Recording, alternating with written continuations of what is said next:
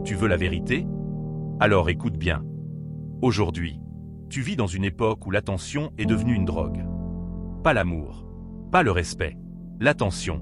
Et les réseaux sociaux plus les applis de rencontre, c'est la machine parfaite pour fabriquer une illusion.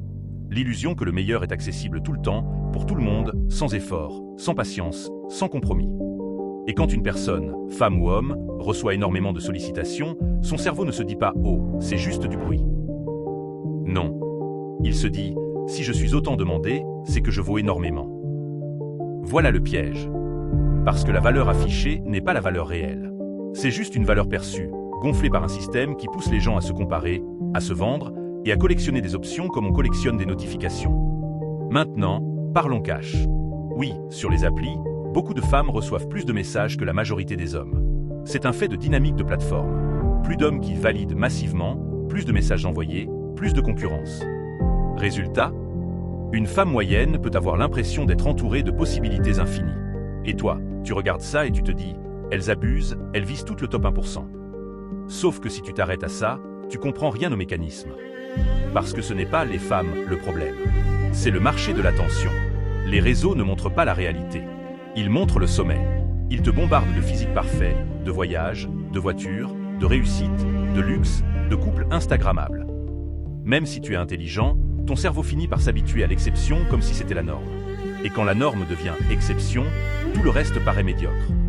Tu vois une femme qui suit 200 mecs musclés, riches, charismatiques, qui savent parler, qui ont l'air d'avoir une vie incroyable. Même si elle ne leur parlera jamais, même si c'est juste du contenu, son cerveau s'ancre sur ça. Et après, elle rencontre un gars normal, correct, stable, et ça ne déclenche rien, parce que la dopamine a été entraînée à réagir à l'extrême, pas au réel. Et ça, c'est la première claque. Les applis et les réseaux entraînent tes standards à l'irréel. Deuxième claque, l'abondance détruit la capacité de choisir. Quand tu as 10 options, tu compares. Quand tu en as 100, tu doutes. Quand tu en as 1000, tu ne respectes plus rien. Tu deviens exigeant, impatient, et tu cherches mieux même quand tu as déjà bien. Et cette logique, elle frappe tout le monde. Les femmes qui reçoivent 300 messages, elles finissent par voir des profils comme des produits. Les hommes qui consomment du contenu parfait toute la journée, ils finissent par exiger une femme qui est une bombe en même temps douce, qui est fidèle et jamais fatiguée et n'est jamais en conflit, comme si c'était un personnage. Donc oui, il existe un phénomène où certaines personnes se mettent à croire qu'elles méritent le package complet.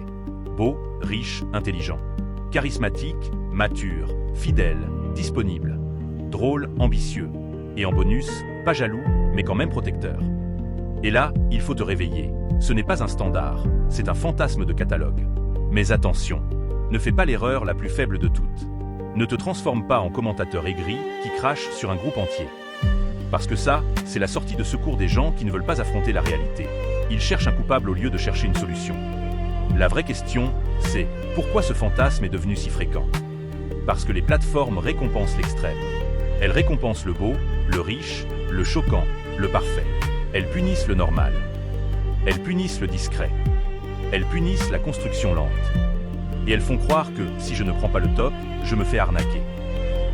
Alors que la vie réelle, ce n'est pas une vitrine. C'est une collaboration.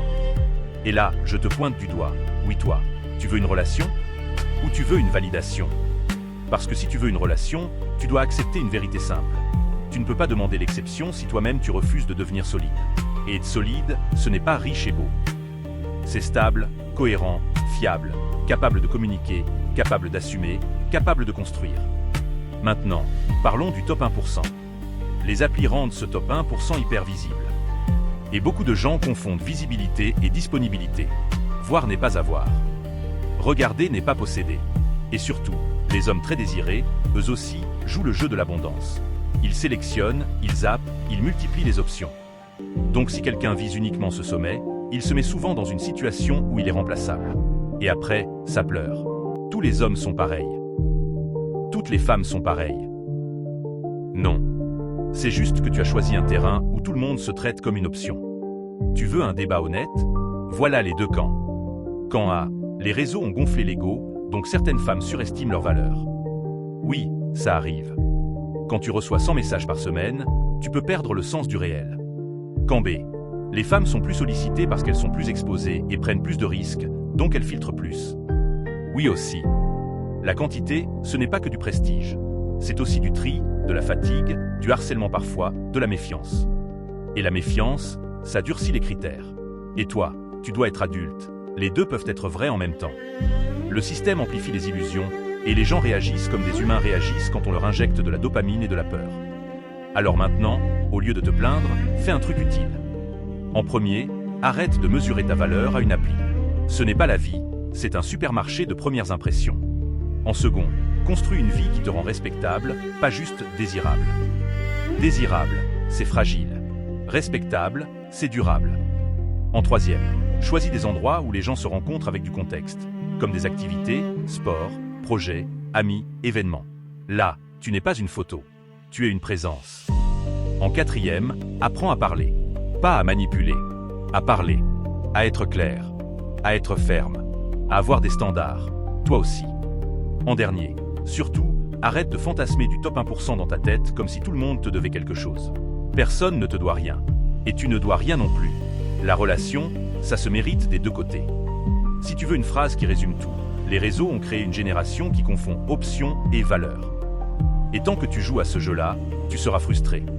Quand tu sors du jeu, quand tu reviens au réel, à la compétence, au caractère, à la construction, là, tu reprends le contrôle. Tu veux être respecté? Arrête de chercher un coupable. Deviens quelqu'un de solide. Et choisis des gens solides. C'est ça, la vraie leçon.